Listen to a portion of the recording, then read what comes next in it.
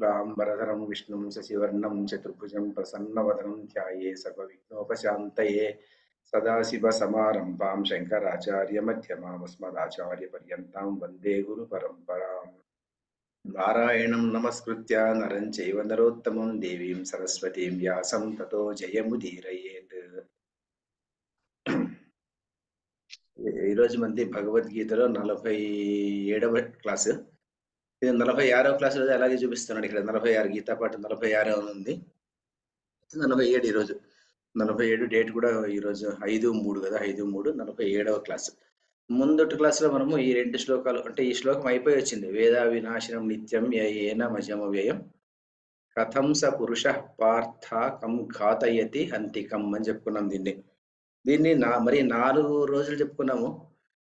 అంతే. అయితే అదంతా విచారం ఉంది. ఈ రోజుతో అయిపోతుంది ఇది. వేదా వినాశనం నిత్యం ఏన మజమవ్యం. ఎవడైతే ఎవడైతే ఏనం ఏనం అంటే ఈ ఆత్మను అజం గాను, అవ్యయం గాను, నిత్యం గాను, అవినాశనం గాను వేదా తెలుసుకుంటాడు.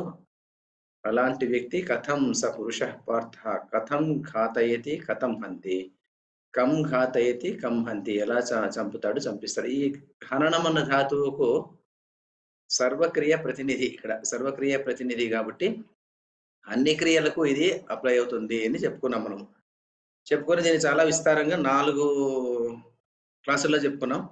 ఈ రోజు చెప్పుకుంటే 5వ క్లాస్ ఇది. ఈ 5వ క్లాసులో కూడా చెప్పుకునేంత ఉంది, 6వ క్లాసులో చెప్పుకునేంత కూడా ఉంది. కానీ 5వ క్లాసు ముగించేద్దాం, ఈ రోజు ముగించేద్దాం దీన్ని. ఈ రోజు ఇది అయిన తర్వాత లాస్ట్ గా మనం ఏమనుకున్నామంటే వేదా వినాశం నిత్యం ఇలాంటి పురుషుడు కం ఘాతయ్యతి హంతికం అంటే ఏ క్రియ అతను కర్తృత్వం అన్నది ఏమీ లేదు అతనికి, అంటే ఏ కార్యము లేదు. అంటే ఇలా తెలుసుకున్నటువంటి ఆత్మజ్ఞానం ఉన్నటువంటి వ్యక్తికి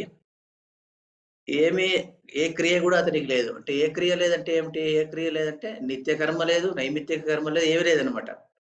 అందువల్లే మనము మీరు బాగా క్లోజ్‌గా అబ్జర్వ్ చేశారనుకోండి, శంకరాచార్యులు ఉన్నారు కదా, ఆది శంకరాచార్యులు.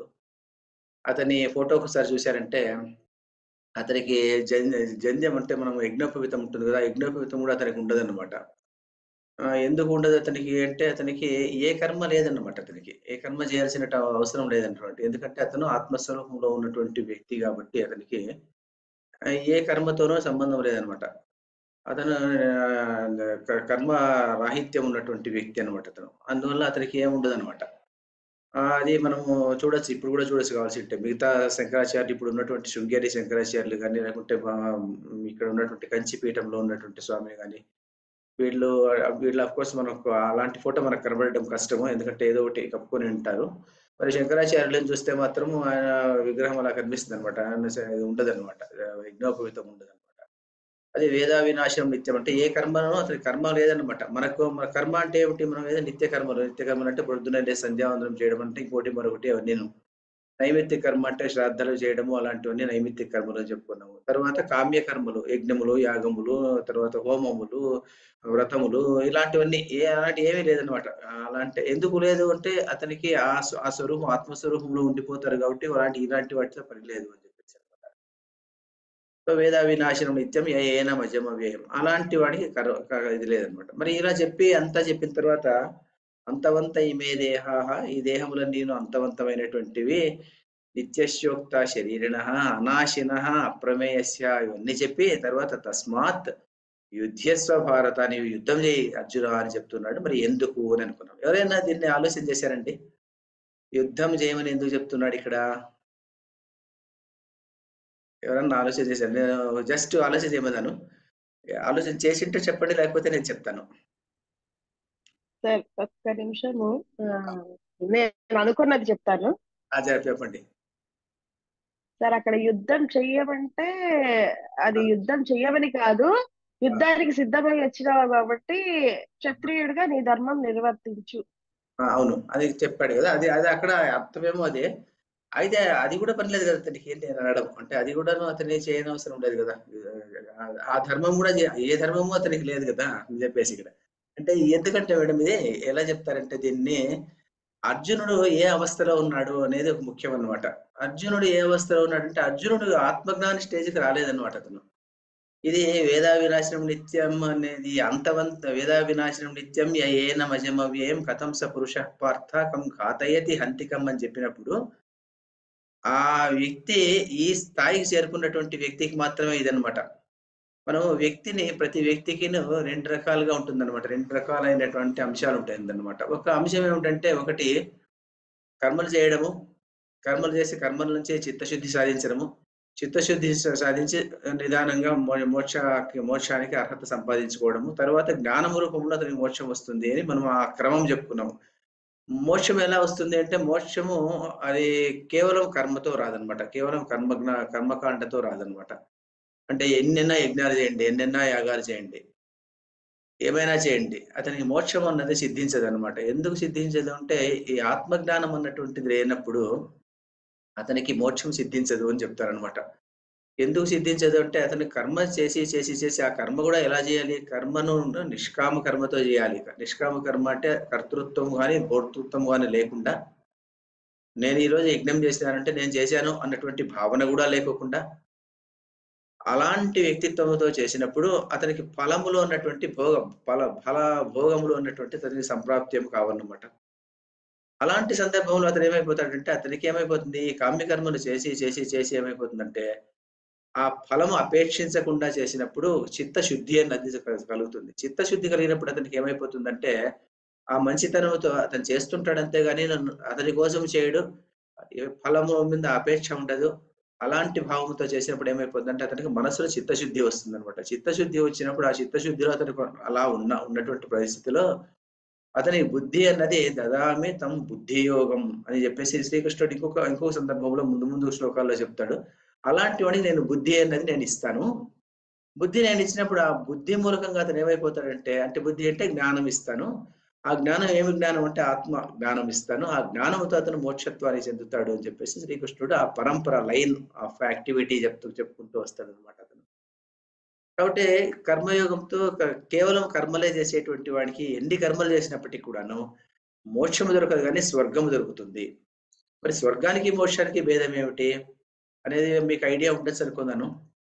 స్వర్గానికి, మోక్షానికి భేదం ఏమిటంటే బేసిక్‌గా అంటే బేసిక్ టర్మినాలజీ మనం వేదాంతంలో చెప్పుకునేసినామంటే ముందుకు ఈ స్వర్గము, మోక్షము అని వచ్చినప్పుడు డౌట్ ఉండదనమాట. స్వర్గము అంటే ఏమిటంటే, స్వర్గము అన్నది ఒక భోగభూమి అంటామనమాట. ఇది కర్మభూమి. ఇప్పుడుండేది మన దే మన ప్రపంచమంతా ఉండేది కర్మభూమి అనమాట. ఇక్కడ మనం కర్మలు చేస్తూ ఉండాలి. కర్మలు చేసి సుఖాలు, సంతోషాలు, కష్టాలు, దుఃఖాలు అన్నీ అనుభవిస్తుంటాం ఇక్కడనమాట. ఇక్కడి నుంచి మనం ఏం చేస్తామంటే, ఎక్కువ పుణ్యం చేస్తామనుకోండి. ఎక్కువ పుణ్యం చేసి, ఎక్కువ యజ్ఞ యాగాదులు చేసి, అన్ని కర్మలు ఎక్కువ చేసి, దానివల్ల ఎక్కువ పుణ్యం సంపాదిస్తామనుకోండి. ఈ పుణ్యంతో మనం ఏమవుతామంటే, మనము దీనికన్నా మన ప్రపంచంలో కన్నా ఎక్కువ అధికమైనటువంటి ఒక వరల్డ్, హయ్యర్ వరల్డ్ అంటాం గదా! అక్కడికి వెళ్తాము అన్నట్టు అని మన నమ్మకం అన్నమాట. అలా వెళ్ళినప్పుడు అది స్వర్గం గావచ్చు, లేకుంటే బ్రహ్మలోకం గావచ్చు, లేకుంటే ఇంద్రలోకం రావచ్చు, ఇంకేదో వరుణలోకం గావచ్చు. ఏదో ఒక లోకానికి వెళ్తాం. అక్కడ వెళ్ళినప్పుడు అక్కడ కర్మ అన్నది లేదనమాట అక్కడ. ఆ లోకాల్లో కర్మలు లేవు. కేవలం భోగాలు అనుభవించడం మాత్రమే. భోగాలు అనుభవించి ఈ పుణ్యము ఉన్నటువంటి యొక్క దీని యొక్క రాశి తగ్గిపోయినప్పుడు అక్కడి నుంచి వాపసు రావాలి. అందుకే ఎలా చెప్తారంటే దీన్ని ఒకటి మనము ఉదాహరణ కోసం మనం ఇక్కడి నుంచి ఏదో ఒక ఇంగ్లాండ్‌కి వెళ్తామనుకోండి, లేకుంటే ఒక అమెరికాకి వెళ్తామనుకోండి. వెళ్ళేటప్పుడు మనం ఏం చేసుకుంటామంటే ఎక్కువ డబ్బులు పోగు చేసుకుంటామనమాట. ఎక్కువ డబ్బు పోగు చేసుకునేసి ఆ డబ్బు నుంచి ఏం చేసుకుంటామంటే అక్కడ కరెన్సీ తీసుకుంటాము. అక్కడ కరెన్సీ తీసుకొని అక్కడికి వెళ్తాం. అక్కడికి వెళ్లి అక్కడ ఒక 6 నెల్లో, 3 నెల్లో ఉంటామనమాట. ఉండిన తర్వాత మనకెవరు లేరనుకోండి, ఆ ఊర్లో ఎవరు లేరనుకోండి. మనం వెళ్ళాము, అంతా చూడడానికి వెళ్ళాము, అంతా చూసాము, చాలా అనుభవించాము. భోగాలన్నీ అనుభవించిన తర్వాత ఈ ఈ కరెన్సీ అయిపోగానే మనం ఏం చేయాలి? అక్కడ ఉండడానికి లేదనమాట. మళ్ళీ మనం భోజనం దొరకదనమాట. అందువల్ల ఆ కరెన్సీ అయిపోతూనే తర్వాత మళ్ళీ మన ఇంటికి మనం వచ్చేయాలనమాట. ఇండియాకి వచ్చేసేయాలనమాట. ఇది గూడా అంతే. మనం ఆ డబ్బు ఎలా పోగు చేసుకుంటామో, మరి పుణ్యాన్ని అలా పోగు చేసి ఆ పుణ్య రాశిని it is used as an exchange for going to స్వర్గలోక. అది ఎక్స్‌చేంజ్ రూపంలో మనం దాన్ని సంగ్రహించి, దాన్ని తీసుకొని స్వర్గలోకానికి వెళ్తామనమాట. వెళ్ళిన తర్వాత కరెన్సీ అయిపోగానే, ఆ పుణ్యముల రాశి అయిపోతున్నాయి. అక్కడి నుంచి మనం ఏం చేస్తామంటే, ఇంద్రుడు అన్నటువంటి అతను ఏం చేస్తాడంటే, "ఇక్కడి నుంచి నీ పుణ్య రాశి అయిపోయిందయ్యా, నీవు భూలోకానికి వెళ్ళు" అంటాడనమాట. భూలోకానికి వెళ్ళారు. భూలోకానికి తోసి పారేస్తారంట అతన్ని. మన ఇంద్రద్యుమ్నుడు అన్నటువంటి కథ మనం భారతంలో చెప్పుకున్నాం అనమాట. యయాతి కథ చెప్పుకున్నాం అనమాట. ఆ 2 కథల్లోనూ ఇతివృత్తం సేమ్ అదే ఉంటుందన్నమాట. అంటే అక్కడ అయిపోయిన తర్వాత భూలోకానికి రావాలి. భూలోకానికొచ్చి తర్వాత మనం ఇక్కడ ఏం చేసుకోవాలి? మళ్ళీ కర్మలు చేసుకోవాలి. మళ్ళీ పుణ్యం సంపాదించుకోవాలి. సంపాదించుకొని ఈ పుణ్య రాశితో మళ్ళీ స్వర్గలోకానికి వెళ్ళాలన్నమాట. అప్పుడేమైపోయింది ఇప్పుడు? ఈ సంసార చక్రం అనేది అలాగే ఉందన్నమాట. సంసార చక్రం నుంచి బయటికి రాలేదన్నమాట. జీవుడు ఉన్నటువంటి వాడు ఈ సంసార చక్రంలో అలాగే ఉన్నాడన్నమాట. ఇప్పుడు ఈ జన్మలో ఉన్నాడు. మళ్ళీ ఇంకొక జన్మ ఎత్తుతాడు. మళ్ళీ ఇంకొక జన్మ ఎత్తుతాడు. ఇలా వెళ్తూ ఉంటాడన్నమాట. ఎప్పుడైనా అతను పొరపాటున పుణ్యం చేయకుండా ఏదైనా పాపాలు చేశాడనుకోండి, మళ్ళీ అధోలోకానికి వెళ్తుంటాడన్నమాట. అందువలన దీన్ని మనం ఒక ఆట ఆడేటువంటి వాళ్ళం అన్నమాట. దాన్ని ఏదేమంటే పాము అదేమో ఇంకోటేమి ఆ ఆట మనకు అదేమో ఆట చెప్తారు. ఆ ఆట పేరు చెప్తారన్నమాట. చిన్నప్పుడు ఆడేటువంటి వాళ్ళం దాన్ని ఆట పేరు కూడా మర్చిపోయాను ఈ మధ్య. ఆ ఆట యొక్క సిగ్నిఫికెన్స్ ఏమిటంటే, నువ్వు అలా ముందుకు వెళ్తుంటావు, ఒక్కసారిగా పైకెక్కుతావు. పైకెక్కిన తర్వాత ఒక్కసారి ఆ పాము అక్కడ ఉందంటే అక్కడి నుంచి కింద పడిపోతావన్నమాట. సో, అలాగే అలా పడిపోతుంటది, ఎక్కుతుంటారు. పడిపోతుంటారు, ఎక్కుతుంటారన్నమాట. ఇలా జరిగిపోతుంటుంది. సంసారం ఎన్నో కోట్ల సంవత్సరాలు జరిగిపోతుంటుంది గానీ, మనకు ఆ ముక్తి, మోక్షం అన్నటువంటిది రాదన్నమాట. అలాంటి మోక్షం రావాలంటే మోక్షం అంటే ఏమిటి? మోక్షం అంటే అది ఒక లోకం కాదు. మోక్షము అన్నటువంటిది ఒక ఒక మన యొక్క మానసిక పరిస్థితి అంతే. మనం ఇలా ఉంటాము. ఇప్పుడే మోక్షం వచ్చిందనుకోండి, ఇలాగే ఉంటాం. ఈ దేహం జీవన్ముక్తి అంటాం అందువలనే. జీవన్ముక్తి అంటే జీవుడుగానే ఉంటాడు. ఇలాగే ఉంటాడు. ఈ దేహంతోనే ఉంటాడు. అయినప్పటికీ కూడా ఆత్మస్వరూపంలో ఉండిపోతాడు. అలాంటి వాడు ముక్తిలో మోక్షం వచ్చినట్టే అతనికి అని చెప్తారనమాట. అది మోక్షం అన్నమాట. మోక్షం అంటే ఎక్కడికో పొయ్యేది అంటే లేదనమాట అక్కడికి. దీంట్లో ఏమైపోతుందంటే ఎక్కడికో పొయ్యేది, అనుభవించేది, తర్వాత ఇక్కడికే వచ్చేదనమాట. దీన్ని స్వర్గం అంటామన్నమాట. స్వర్గము, మోక్షము అన్నటువంటి డిఫరెన్స్ అన్నమాట.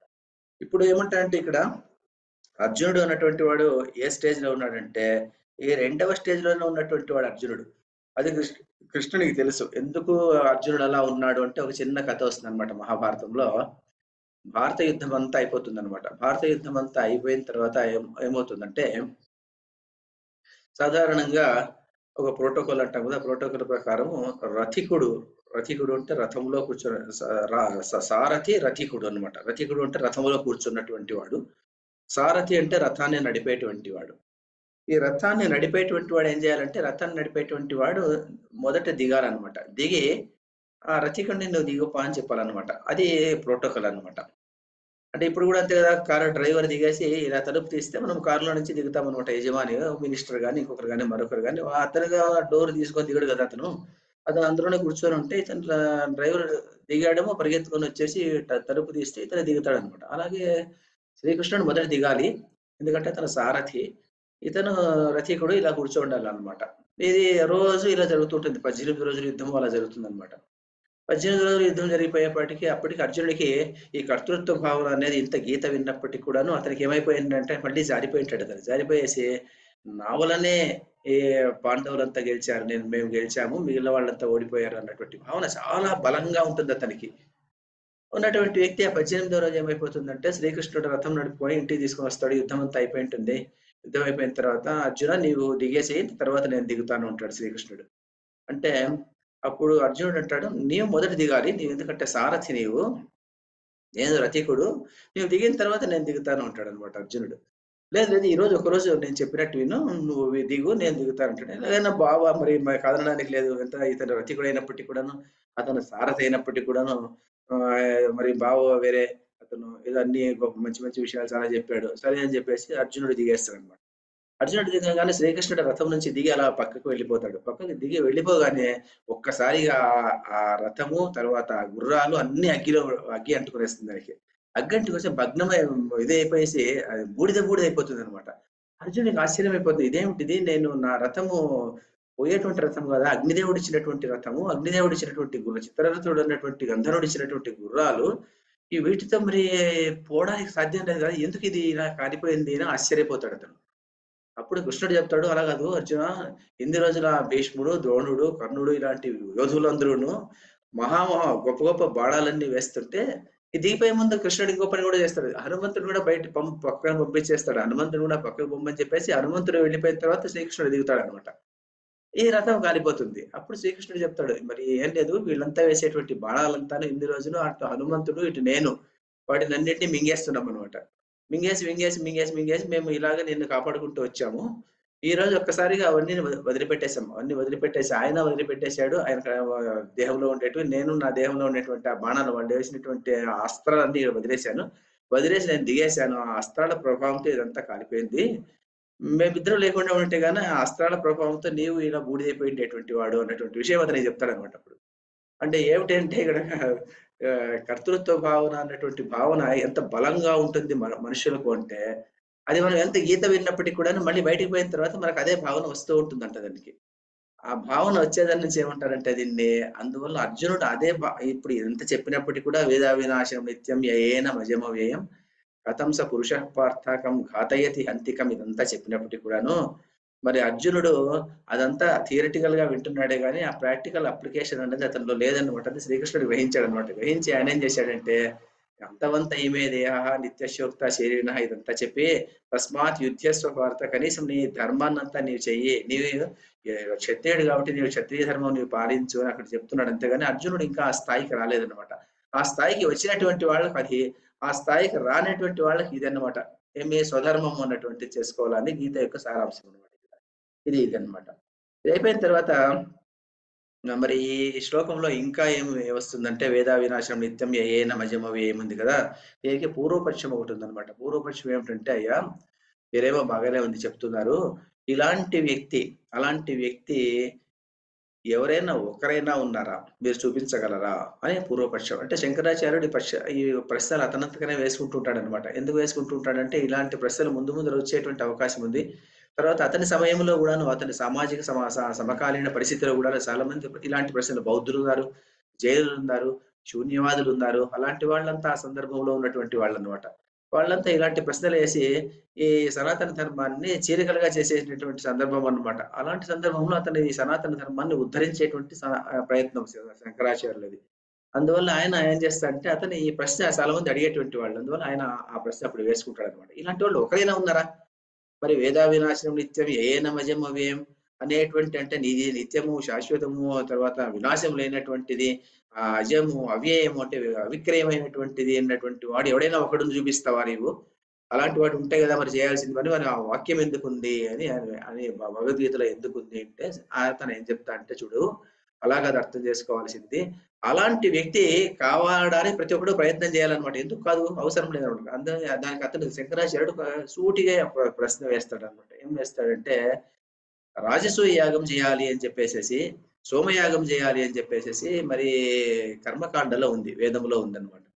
వేదంలో కర్మకాండలో అది ఉంది అని చెప్పేసి ఇప్పుడు ఎవరు చేయలేదని చెప్పేసేసి, మరి అలాంటి చేసేవాడు ఎవడైనా ఉన్నాడా? మరి రాజసూయ యాగం అన్నటువంటి వర్డ్‌ని వేదంలో నుంచి తీసేయి అని చెప్పడానికి లేదు. ఎప్పుడో ధర్మరాజు చేశాడు. ఎప్పుడో ఇంకొకతను చేశాడు. అలాగే ముందు ముందుకు ఎప్పుడైనా ఇలాంటి ఆత్మజ్ఞాని రాకుండా పోడు గదా! మరి మనకి మన మన సమాజంలోనే మనం చూస్తున్నాం కొంతమంది ఏదో రామకృష్ణ పరమహంస లాంటి వాళ్ళు గాని, శంకరాచార్యులు లాంటి వాడిని గాని, అలాంటి వాళ్ళు మనం చూస్తూనే ఉన్నామన్నమాట. అలాంటి వ్యక్తి ఎవరైనా వచ్చినప్పుడు ఈ ఆత్మజ్ఞానం కోసం ప్రయత్నించేటువంటి వ్యక్తిగా అతను ఎదగాలన్నమాట. ఎదిగి కాస్తైనా ప్రయత్నం చేస్తుండాలన్నమాట. ప్రయత్నం చేసేసి దేహభావాన్ని వదిలిపెట్టి ఆత్మభావంలోకి ప్రవేశించేటువంటి వ్యక్తి ఉండొచ్చు. రాకుండా ఉండడానికి లేదు గదా! అందువల్ల ఈ వాక్యాలన్నీ ఉన్నాయి అని చెప్పేసి శంకరాచార్యుడు ఉత్తరం ఇస్తాడన్నమాట. అదయిన తర్వాత ఇంకొక పూర్వపక్షం ఉంది. ఈ చివరి పూర్వపక్షంగా చెప్పేసి ఈ శ్లోకాన్ని మనం ముందు పొడిగించడానికి నాకు ఇష్టం లేదు. 5 క్లాసులవుతాయి వద్దు. అందువల్ల వేద వినాశనం నిత్యం అంటే ఇంకొక పూర్వపక్షం ఏమిటంటే చూడండి, మరి బాగానే ఉంది. మీరు ఇంత చెప్పారు. ఆత్మ అవ్యయమన్నారు, అజమన్నారు, నిత్యమన్నారు, శాశ్వతమన్నారు, తర్వాత అవిక్రియమన్నారు. అందువల్ల దీనికి కం ఘాతయతి, కం హంతి అన్నారు. అన్నీ ఒప్పుకున్నాం సరే. అయితే దీన్ని సాధించాలి అంటే ఏం చేయాలి? అది చాలా ముఖ్యం కదా! మరి చాలా మంది మనమంతా మనలాంటి వాళ్ళంతా ఉంటామన్నమాట. మనము దీన్ని సాధించాలి మరి. ఇలాంటి వ్యక్తిత్వాన్ని సాధించాలి అంటే ఏం చేయాలి మరి? మరి ఊరికే భగవద్గీత పాఠం చదివేసి వెళ్తే కుదరదు కదా మరి. ఎలా చేయాలి? అంటే శంకరాచార్యుడు చెప్తాడు. దీనిని ఎలా తెలుసుకోవాలి మరి? ఇది ఏ ప్రమాణానికి లొంగనటువంటిది ఆత్మ. ఏ ప్రమాణం అంటే ఏమిటి? ప్రమాణాలు మనం చెప్పుకున్నాం. ఒక వేరే ముందు పాఠాల్లో చెప్పుకున్నాం. ఏం ప్రమాణాలు? ప్రత్యక్ష ప్రమాణము, పరోక్ష ప్రమాణము. ప్రత్యక్ష ప్రమాణం అంటే ఇవి కంటితో చూసేది, ముక్కుతో వాసన చూడగలిగినటువంటిది. ఇది మాత్రమే ప్రమాణము. నేను చూస్తున్నా కాబట్టి నేను నమ్ముతున్నాను. నేను వింటున్నాను కాబట్టి దీనిని నమ్ముతున్నావు. ప్రత్యక్ష ప్రమాణం. తర్వాత అనుమాన ప్రమాణం చెప్పుకున్నాం. అనుమాన ప్రమాణం అంటే ఏం ప్రమాణము?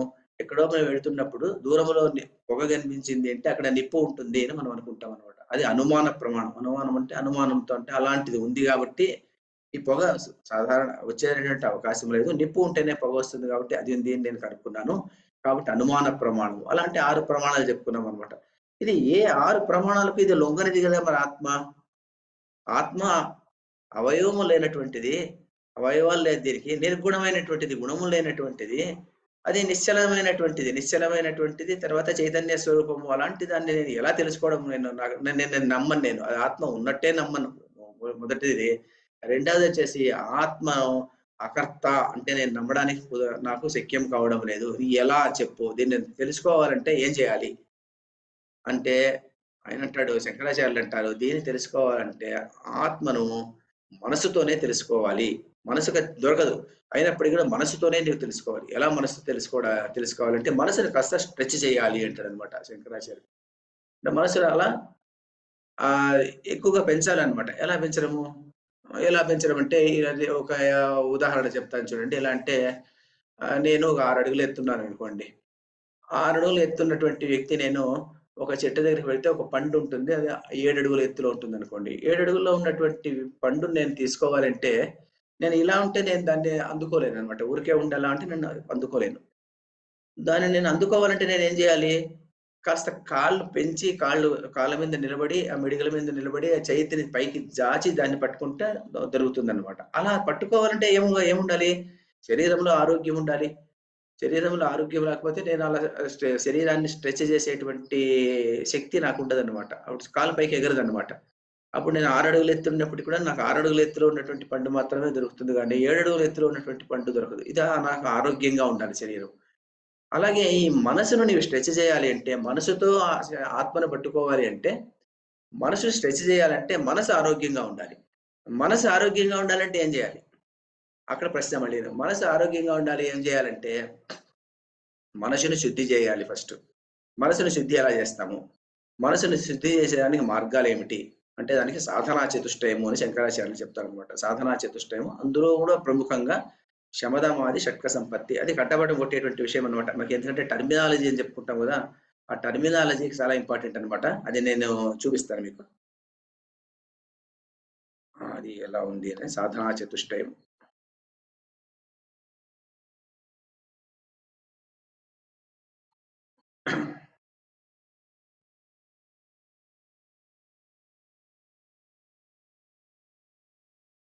కనిపిస్తుందా? సాధనా చతుష్టయము అని చెప్తాడనమాట. శంకరాచార్యులు ఏమంటారంటే, మనసుతో నీవు ఆత్మను దర్శించగలగాలి. ఆత్మను మనసుతో ఎలా దర్శించగలుగుతావంటే, ఆ మనసును ఆరోగ్యంగా ఉంచుకోవాలి. మనసును ఆరోగ్యంగా ఉంచుకోవాలంటే ఏం జేయాలి? మనసును ఆరోగ్యంగా ఉంచుకోవాలంటే మనము మనసుని శుద్ధి జేసుకోవాలి. మనసుని శుద్ధి ఎలా జేస్తాము? అంటే మనము సాధారణంగా దేహాన్ని శుద్ధి జేసుకోవాలంటే మనం సాధారణంగా చూస్తుంటామనమాట. నిత్య జీవితంలో చూస్తుంటాం. ఆయుర్వేద వైద్యులుంటారనమాట. వాళ్ళేం జేస్తుంటారంటే కొంతమంది క్రానిక్ పేషెంట్‌లొస్తుంటారు. వచ్చినప్పుడు వాళ్ళు ఎక్కడెక్కడో ఏమేమో చూపించుకొని చివరికి ఇది కుదరకుండా పోయినటువంటి స్టేజ్‌లో ఒక ఆయుర్వేదానికొస్తుంటారనమాట. అలాంటి రోగాలు ఉన్నటువంటి వాళ్ళు వచ్చినప్పుడు వీళ్ళేం చేస్తుంటారంటే మొట్టమొదట వీళ్ళేం చేస్తారంటే నీ దేహం ఇన్ని రోజులు ఆ మందు, ఈ మందు, ఇంకొక మందు అన్నీ వేసుకునేసి ఇది శుద్ధంగా లేదు.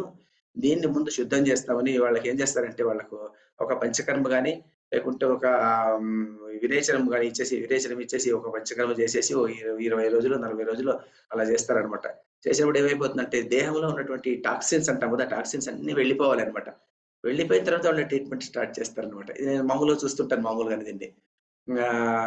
అలాంటి సందర్భం మనము చాలా మందికి అలాంటివి చేస్తుంటారు. ముందు విరేచనం ఇచ్చేసేసి, తర్వాత ఈ పంచకర్మ చేసేసి, వాళ్ళు ఆ దేహాన్ని శుద్ధి చేసిన తర్వాత వాళ్ళు మళ్ళీ ట్రీట్మెంట్ అనేది మొదలుపెడతారనమాట. అలాగే మనము మన మనసు ఎలా ఉంటుందంటే సత్వరజస్ తమో గుణాల్లో సత్వగుణం వెళ్ళిపోయేసి రజోగుణము, తమోగుణం మాత్రమే ఉంటుందన్నమాట. రజోగుణము, తమోగుణముతో ప్రభావితమైనటువంటి మనస్సు చాలా మందికి 100కి 100 పాళ్ళు అని కూడా చెప్పుకోవచ్చనమాట. 100కి 100 పాళ్ళు ఏ 0.5% అలాంటి వాళ్ళు సాత్విక గుణం కొద్దిగా ఉంటుంది అదీను. రజస్తమో గుణాలు కొద్దిగా ఉంటుంది. రజస్తమో గుణాలు చాలా ఎక్కువగా ఉంటాయి. కానీ చాలా మంది రజస్తమో గుణాలు ఉన్నటువంటి వాళ్ళని మనం చూస్తుంటాం అనమాట. రజోగుణము, తమోగుణము. రజోగుణం అంటే ఏమిటి? తమోగుణం ఉన్నటువంటిది ఏమిటి అనేది ఇంకో రోజు చెప్పుకుందాం కావాలంటే. రజోగుణం ఎలా ఉంటుంది? తమోగుణం ఎలా ఉంటుంది? భగవద్గీతలోనే ఆఫ్ కోర్స్ వస్తుంది ముందుకు. సత్వగుణం యొక్క కాంపోనెంట్స్ ఏమిటి, రజోగుణం యొక్క కాంపోనెంట్ ఏమిటి, అవంతా మనకు మిగతా అధ్యాయాల్లో వస్తుంటుందన్నమాట. ఈ రజోగుణము తమో గుణము ఉన్నటువంటి మనస్సు ఉన్నటువంటి వాళ్ళు ఈ రెండిటిని తొలగించి సత్వగుణాన్ని దాంట్లో పూరిస్తే అది ఆరోగ్యవంతమైనటువంటి మనస్సు అవుతుంది. ఆరోగ్యవంతమైన మనస్సు అయినప్పుడు మాత్రమే ఆత్మ అన్నటువంటిది వాళ్ళకు అది అప్పుడు వాళ్ళకు అది దర్శనీయంగా కనిపిస్తుంది అని చెప్తారనమాట. దానికి ఎలా అంటే సాధనా చతుష్టయం అన్నటువంటిది 4 మార్గాలు చెప్తారనమాట. ఏమిటంటే నిత్యానిత్య వస్తు వివేకము అన్నటువంటిది మొదటిది ఏది ఉండాలి. నిత్యానిత్య వస్తు వివేకం అంటే ఏం లేదు, ఈజీగా తెలుసుకోవచ్చు. నెట్ ప్రాబ్లం ఉందా సార్? నెట్ ఏం ప్రాబ్లం లేదా మేడం, కనపడడం లేదా? కనపడడం లేదా మేడం మీకు? నెట్ బాగానే ఉంది మేడం, కనెక్ట్ అయింది నాకు. మిగిలిన వాళ్ళకి ఎట్లా ఉందండి? కిరణ్మయ్య గారు, సాయితేజస్ ఎట్లుందరమ్మా? నాకు వినిపిస్తుంది సార్. స్క్రీన్ కూడా కనిపిస్తుందా? కనిపిస్తుందా? అయితే మీదేమన్నా ప్రాబ్లం ఉందేమో మేడం, ఉషశ్రీ మేడం?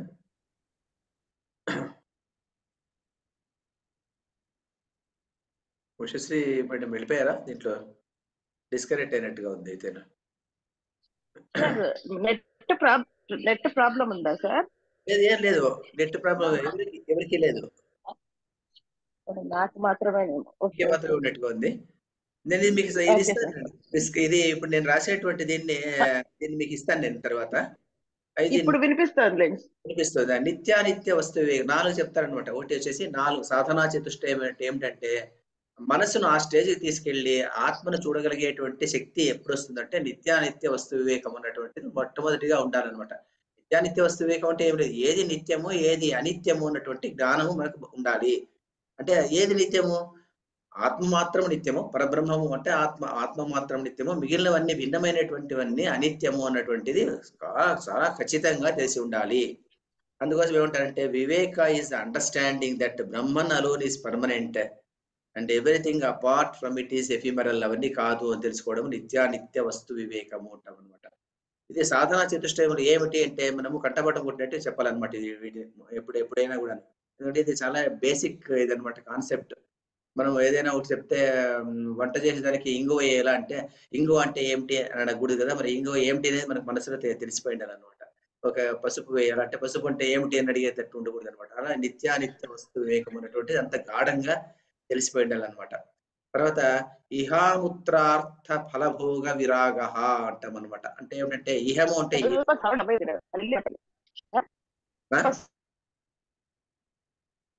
మేడం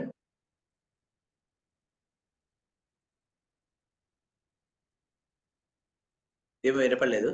ఇహాముత్రార్థ ఫల భోగ విరాగము అంటే ఫలభోగము, ఫలము అంటే ఏదైనా కర్మ చేసినప్పుడు వచ్చేటువంటి ఫలము యొక్క భోగం, దాన్ని అనుభవించాలి అనేటువంటి ఆ రాగం ఉంటుంది కదా. ఆ విరాగం అంటే అనురక్తి ఇహలోకంలో ఉన్నటువంటి కర్మలతో వచ్చేటువంటిది కానీ, పరలోకంలో ఏమన్నా వచ్చినటువంటి ఆ భోగాలు కానీ, ఆ రెండిటిని కూడా తిరస్కరించేటువంటి స్థితి. అంటే స్వర్గలోకంలో ఏదైనా భోగాలు అనుభవించాలి అనేటువంటి ఇచ్ఛ, ఈ లోకంలో ఏదైనా భోగాలు అనుభవించాలి అనేటువంటి ఇచ్ఛ, రెండిటిను వైరాగ్యము ద్వారా నిరాకరించాలి. ఇహాముత్రార్థ ఫలభోగ విరాగ అంటామన్నమాట. ఇక్కడ రాశానమాట. అంటే ఈ ప్రపంచమునందు గల సర్వ విషయములందును అప్పుడు ఎలా చూడాలా? ఇక్కడ ఉన్నటువంటి భోగాలన్నింటినీ ఎలా చూడాలంటే, వాంతి చేసిన అన్నాన్ని చూస్తే మనం ఎలా విరక్తి చెందుతామో, లేకుంటే మూత్ర పురుషాదులను చూస్తే ఎలా విరక్తి చెందుతామో, అంత బేజారించుకుంటామో, అలాగే ఇహలోకంలో ఉన్నటువంటి ఫలభోగాలను కూడా ఏదైనా దాన్ని అన్నిటిని అలా వైరాగ్యంతో దాన్ని తిరస్కరించాలి. అలాగే స్వర్గాది పరలోకములందు రంభ సంభోగాది భోగములందు సైతం అలాంటి భోగములు ఏమో ఉంటాయి అన్నటువంటి భోగములు కూడా సైతం వైరాగము చేత నాకు అది కూడా వద్దు, ఇది కూడా వద్దు అనమాట. ఈ లోకంలోనూ వద్దు, పరలోకంలోనూ నాకు ఈ భోగాలు వద్దు అన్నటువంటి వైరాగ్యాన్ని సంపాదించుకోవాలి. ఇహాముత్రార్థ ఫలభోగ విరాగ ఇది ఒకటి సంపాదించుకోవాలి. తర్వాత ఇది చాలా ముఖ్యంగా చెప్తారనమాట. శమాది షట్క సంపత్తి అంటాము. శమాది షట్క సంపత్తి అంటే శమ ఆది, శమ అంటే శమ, తర్వాత ఇంకొక 5, ఈ 6 చేరి 6టిని మనము బాగా ప్రాక్టీస్ చేయాలి. ఏమేమిటి? శమము, దమము, ఉపరతి, తితిక్ష, సమాధానము, శ్రద్ధ. ఈ 6 అనమాట. ఏమిటివి? శమము అంటే మనోనిగ్రహ అంటాం అనమాట. శమము అంటే మనోనిగ్రహ, మనస్సును నిగ్రహించుకోవడము.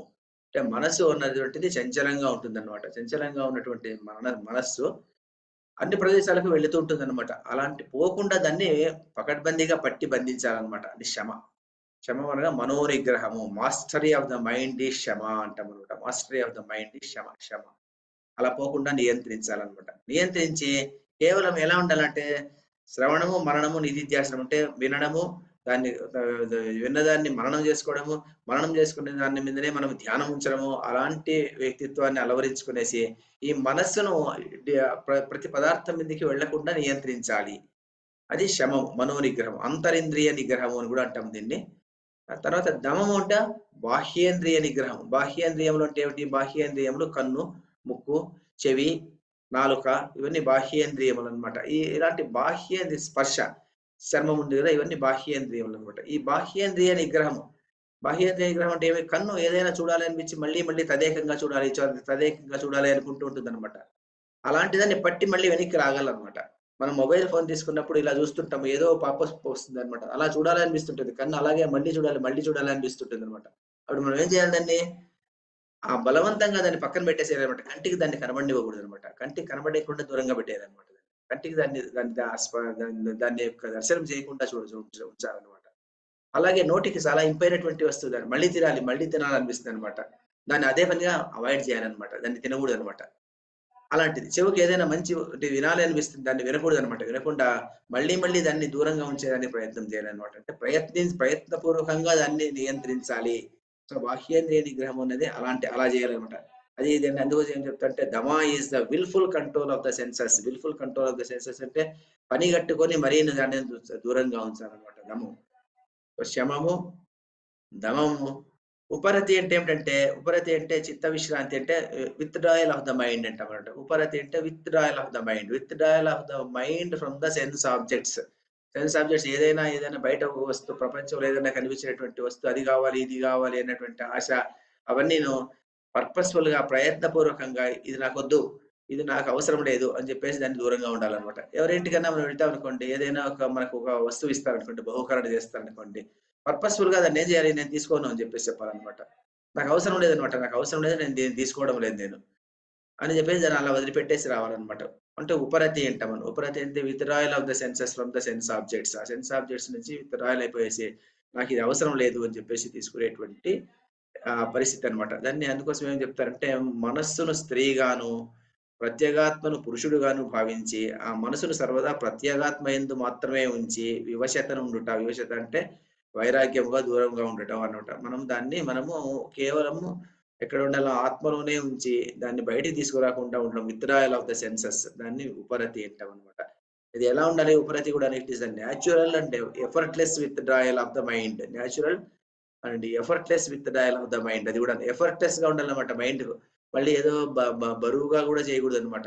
అలాగ ఏదైనా కనిపించిందనుకోండి, మనకు కనిపించిన దాన్ని జేబులో వేసుకొని వద్దాము అనేటువంటి భావన లేకుండా అలాగే వదిలేసి వెళ్ళిపోవడం అన్నమాట. ఇది నాది గాదు అని చెప్పేసి వెళ్ళిపోతుంటాడన్నమాట. వెళ్ళిపోయేటువంటి ఆ స్టేజ్‌కి మనం చేరాలన్నమాట. It is a natural and effortless withdrawal of the mind and the senses from the external objects. External objects నుంచి అంత సులభంగా మనం బయటకు వచ్చేసేటువంటి స్థితిలో ఉండాలన్నమాట. అందువల్లనే చిన్న కథ చెప్తారు. ఏమిటంటే ఒక సన్యాసి ఉంటాడంట. ఆ సన్యాసి అతనికి ఎవరో ఏదో ఇచ్చింటారంట. ఏదో బంగారు పాత్రలు ఇచ్చింటారంట. బంగారు పాత్రలతో ఆయన నీళ్లు తాగుతుంటాడంట ఏదో. ఒకరోజు ఒక మనలాంటి వాడు ఒకడు అతని దగ్గరికెళ్ళేసి, "ఏం స్వామి నువ్వేమో అంతా నీతులు చెప్తావు. విరాగము, వైరాగ్యము అని చెప్తావు. మరి నీవు నేను మట్టి పాత్ర పెట్టుకున్నాను. మట్టి పాత్రలో నీళ్లు తాగుతున్నాను. నువ్వేమో బంగారు పాత్రలో నీళ్లు తాగుతున్నావే. మరి ఇదేమిటిది?" అని అడుగుతాడంట. ఆయన వెంటనే నది పక్కలో ఉంటుందంట. నేను నది దగ్గరికి పిలిచిపోయేసి, "నేను ఈ రెండిటిని నదిలో పారేస్తున్నానిప్పుడు. నీవు నీ కుండను పారేయంట" అంట. వీడు కుండను పారేయలేడంట వీడు. ఎందుకంటే కుండ వీడికి కావాలి వీడికి నీరు తాగడానికి. ఆయనకు అవసరం లేదనమాట. అంటే అది బంగారు కుండనా? అది లేకుంటే వెండి కుండనా? లేక ఈ కుండనా చూడడం లేదనమాట ఆయన. ఏదో ఒకటి ఇచ్చాడు. పని నడుస్తుంది అని చెప్పి దాన్ని వాడుకుంటున్నాడు ఇంతే. అంతేగాని అతను అది బంగారు కుండను అలా వాడుకోవాలంతే. బంగారు కుండను అలా వాడుకోవాలి అంతేగాని బంగారు కుండ ఉంది దీన్ని భద్రం చేస్తాము. దాచిపెట్టుకుందాం, పెట్టెలో దాచిపెట్టుకుందాము అన్నటువంటి భావన ఆ సన్యాసికి లేదనమాట. ఆయన ఏం చేశాడు, దాన్ని అలా పారేసాడు అనమాట. అలా పారేసాడు. వీడు మాత్రం వీడు మట్టి గుండను కూడా పారేయలేకుండా పోయాడంట. అప్పుడు వీడికి అర్థమైందంట, మరి అతని అంతరంగంలో ఏముంది అనేటువంటి విషయం ఇతనికి అప్పుడు అర్థమవుతుంది అంటారనమాట. అది దాన్ని ఏమంటారంటే ఉపరతి అంటాం అనమాట. Withdrawal of the senses from the sense objects, అది కూడా విత్ ఎఫర్ట్లెస్ ఈజ్. ఎఫర్ట్ లేకుండా ఏమీ కష్టం లేకుండా వెరీ న్యాచురల్ గా దాన్ని వదిలిపెట్టేటువంటి స్థితి అనమాట. దాన్ని ఉపరతి అంటాం అనమాట. ఆ ఉపరతి అనేది కూడా పెంచుకోవాలి. తర్వాత తితిక్ష. తితిక్ష గురించి మనం అప్పుడే ఒక పద్యంలో చెప్పుకున్నాం అనమాట, శ్లోకంలో చెప్పుకున్నాం అనమాట. ఏమిటంటే సహనం సర్వదుఃఖానం అప్రతీకార పూర్వకం చింతా విలాపరహితం సా తితిక్ష నిగద్యతే అని సాంఖ్యయోగంలోనే కొన్ని శ్లోకాలు వెనక్కి చెప్పుకున్నాం అనమాట. అంటే కష్టం వచ్చినా సుఖం వచ్చినా సరే, ఈరోజు కష్టం వచ్చింది, రేపు సుఖం వస్తుందో రాదో తెలియదు, కానీ దీన్ని సహిస్తాము, జస్ట్ విత్ బేర్ ఇట్.